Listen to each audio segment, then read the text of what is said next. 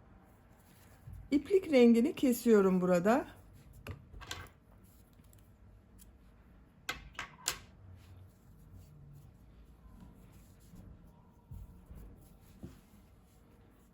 İlk ilmekten bu renk iplik ile bir ilmek yapıyorum. Zincir yaptım, sağlamlaştırdım. Aynı ilmeğe trabzan yapıyorum. Model ortasına 3 trabzan, 2 zincir, 3 trabzan yapıyorum.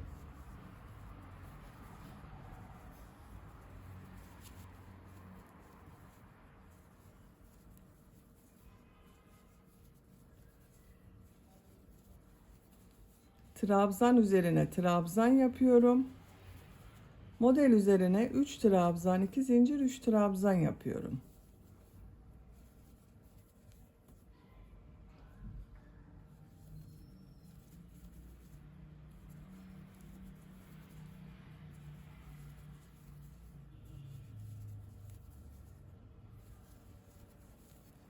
Bakın aynı modeli yapıyoruz. Birkaç sıra bu renk iplik ile devam edelim. Model sırasını yapacağım ölçüye göre tamamladım.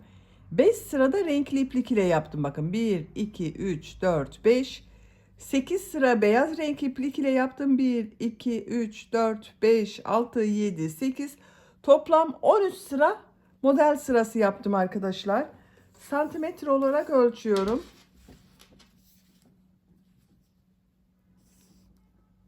17 santimetre yükseklik var.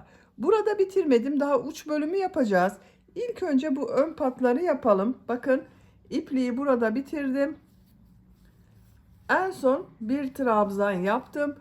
Ön patlarda pıtırcık modeller yapıyorum. Buraya da düğme ilikleri yapacağız. Bakın bu yaka örgüsünün buraya düğme ilikleri yapacağız. 2 zincir yapıyorum. Aynı ilmeğe sık iğne yapıyorum. Bakın burayı atlıyorum. Bu ilmeğe bir sık iğne, 2 zincir, bir sık iğne yapıyorum. Bir ilmek atlıyorum. Bir sık iğne, 2 zincir, bir sık iğne yapıyorum. Bir ilmek atlıyorum. Bir sık iğne, 2 zincir, bir sık iğne yapıyorum. Bu model sırası başladığımız sıraya kadar devam edelim. Model sırası başladığım yere kadar pıtırcık model yaptım. Yaka bölümünün buraya düğme ilikleri yapacağız arkadaşlar. İlk düğme iliğini bu yaka başlangıcına, bir diğerini bakın şu ilmeğe yapacağız. Üçüncü düğme iliğinde ikisinin ortasına bakın şu şekilde katladım. Buraya işaret yapıyorum.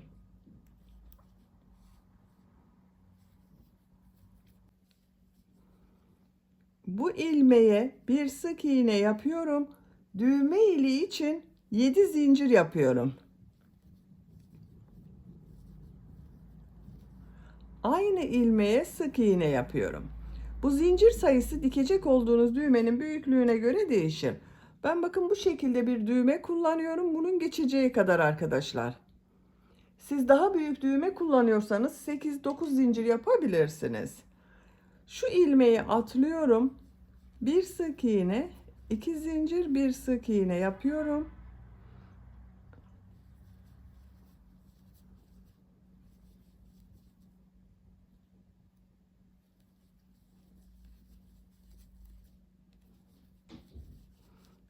Diğer düğme iliği için bakın buraya bir sık iğne yapıyorum.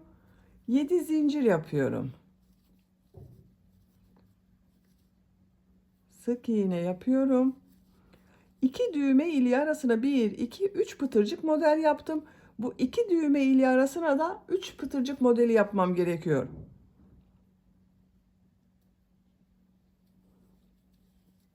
Bir sık iğne, 2 zincir, bir sık iğne yapıyorum.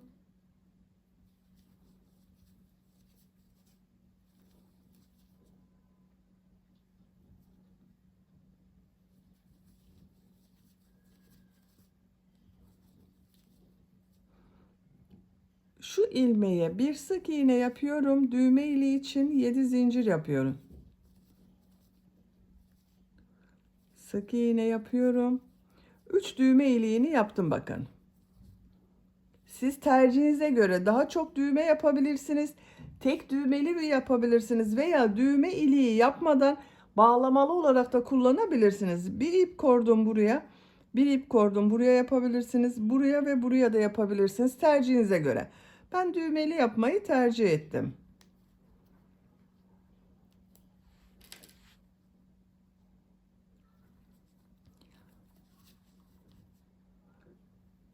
Şu ilmeğe sık iğne yapıyorum. Yaka çevresinde sık iğne yaparak devam ediyorum.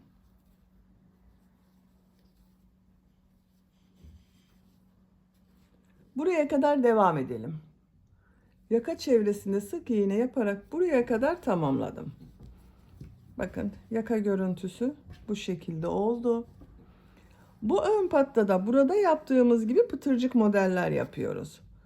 Şu ilk ilmeğe bir sık iğne, 2 zincir, bir sık iğne yapıyorum. Bir ilmek atlıyorum. Bir sık iğne, 2 zincir, bir sık iğne yapıyorum. Buraya kadar devam edelim. Sıra sonuna kadar pıtırcık model yaparak tamamladım. Bu pıtırcık model sayılarının diğer tarafıyla aynı sayıda olmasına dikkat ederseniz daha düzgün görünür arkadaşlar. Şu ilmeğe sık iğne yapıyorum. Son sırayı yapıyoruz bakın bu uç bölümde. Bir zincir yapıyorum. Bu 2 zincir üzerine 8 trabzan yapıyorum.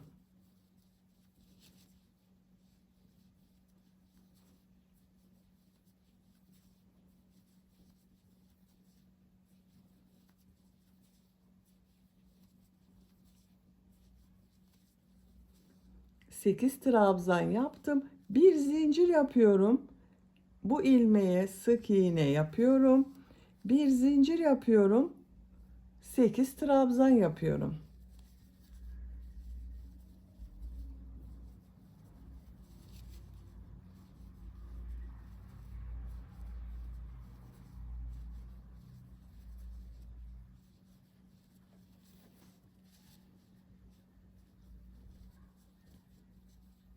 Bir zincir yapıyorum, sık iğne yapıyorum. Sıra sonuna kadar devam edelim. Sıra sonuna kadar modelleri tamamladım. Bir zincir yapıyorum. Şu ilmeğe ilmek kaydırma yaparak bitiriyorum. İpliği kesiyorum. Bakın uç bölümün görüntüsü bu şekilde oldu. Çok güzel oldu arkadaşlar. Bakın düğmelerini de diktim ben. Çok güzel oldu. Şimdi kol örgüsünü yapalım. Beyaz renkli iplik ile başlıyorum. Bakın modelden önce gövde bölümünde kolları gövdeden ayırırken bir sıra trabzan yaptım. O sırayı yapıyorum. Kol altında yaptığım bakın ortada bulunan zincire ipliği bağlıyorum.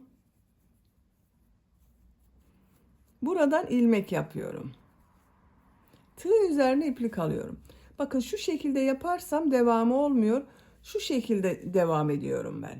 Örgünün gelişine göre. Siz bu roba sırasını benim yaptığımdan bir sıra fazla yaptıysanız düz devam edebilirsiniz. Bu arttırma yerine kol bölümü için bir trabzan yapıyorum. Diğer ilmeklere trabzan yaparak devam ediyorum.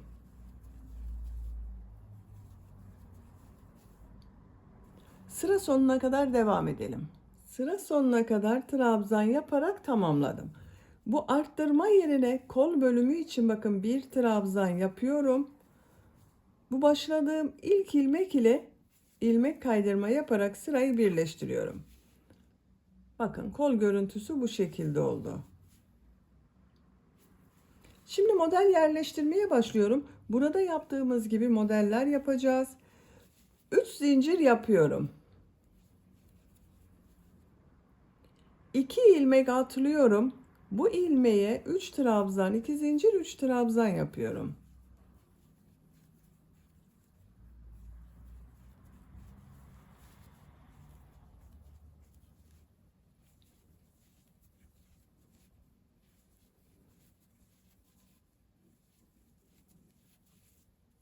Aynı ilmeğe 3 trabzan, 2 zincir, 3 trabzan yaptım.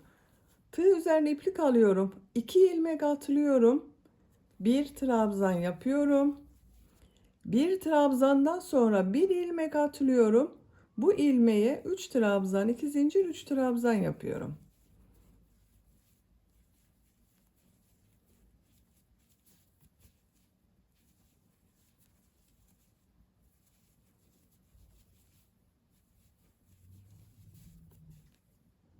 İki ilmek atlıyorum. Bir trabzan yapıyorum. Bir ilmek atlıyorum. 3 trabzan, 2 zincir, 3 trabzan yapıyorum.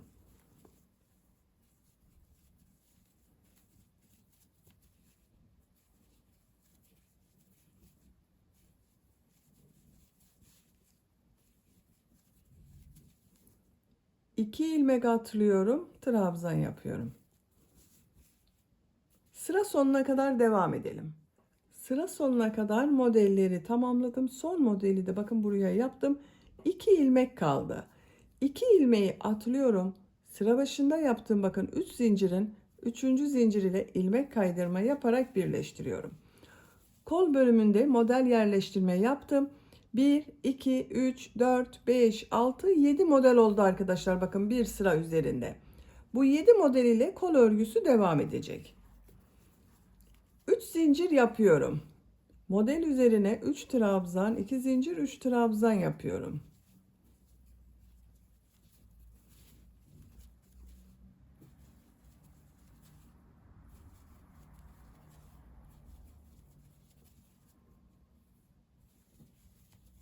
Trabzan yapıyorum. 3 trabzan, 2 zincir, 3 trabzan yapıyorum.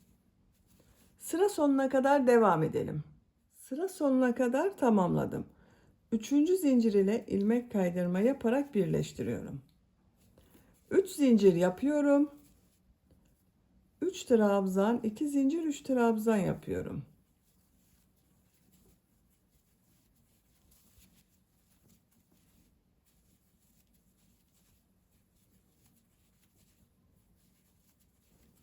Trabzan üzerine trabzan yapıyorum. Bakın arkadaşlar, kol örgüsü bu şekilde devam edecek. Tercihinize göre kolun uzunluğunu istediğiniz kadar yapabilirsiniz, yüksekliğini.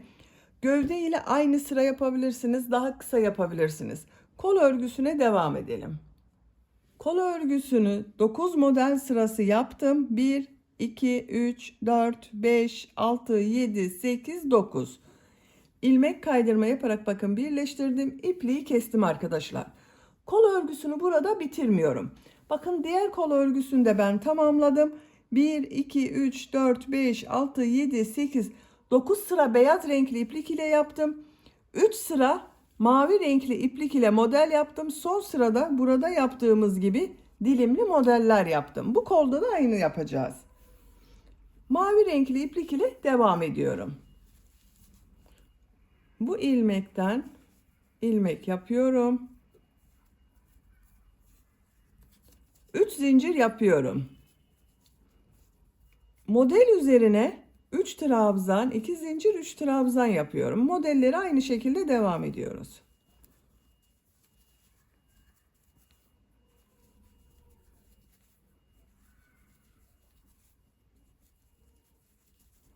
Trabzan üzerine trabzan yapıyorum. Sıra sonuna kadar devam edelim. Sıra sonuna kadar tamamladım. 3 zincirin bakın 3. zincir ile ilmek kaydırma yaparak birleştiriyorum. 3 zincir yapıyorum. Model üzerine 3 trabzan, 2 zincir, 3 trabzan yapıyorum.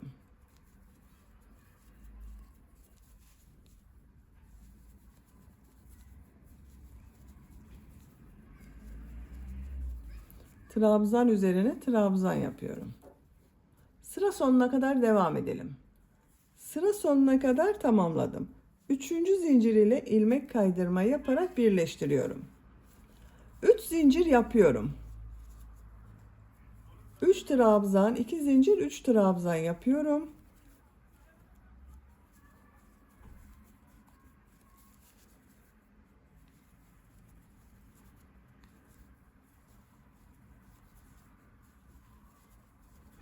Trabzan üzerine trabzan yapıyorum. Sıra sonuna kadar devam edelim. Sıra sonuna kadar tamamladım. Üçüncü zincir ile ilmek kaydırma yaparak birleştiriyorum. Bakın 3 sırada mavi renkli iplik ile yaptım. Son sırayı yapıyorum arkadaşlar. Bu uç bölümde yaptığımız gibi model yapıyoruz. Bir zincir yapıyorum. Bu 2 zincir üzerine bakın kol ucunda 6 trabzan yapıyorum.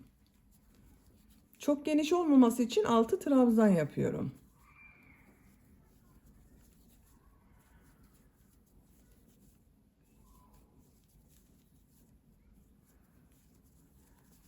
Altı trabzan yaptım. Bir zincir yapıyorum. Sık iğne yapıyorum.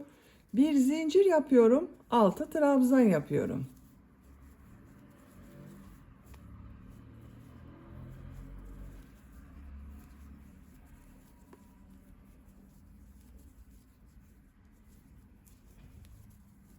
Bir zincir yapıyorum. Sık iğne yapıyorum. Sıra sonuna kadar devam edelim. Sıra sonuna kadar tamamladım. Son modeli 6 trabzan yaptım. Bir zincir yapıyorum. Şu ilk ilmek ile ilmek kaydırma yaparak birleştiriyorum. İpliği kesiyorum.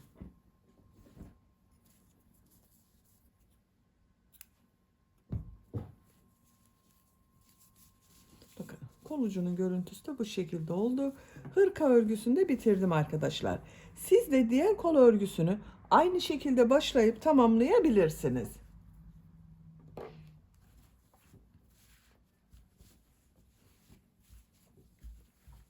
Bakın çok güzel oldu.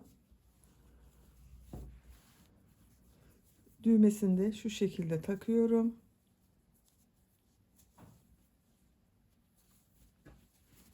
Artık hırka giyilmeye hazır.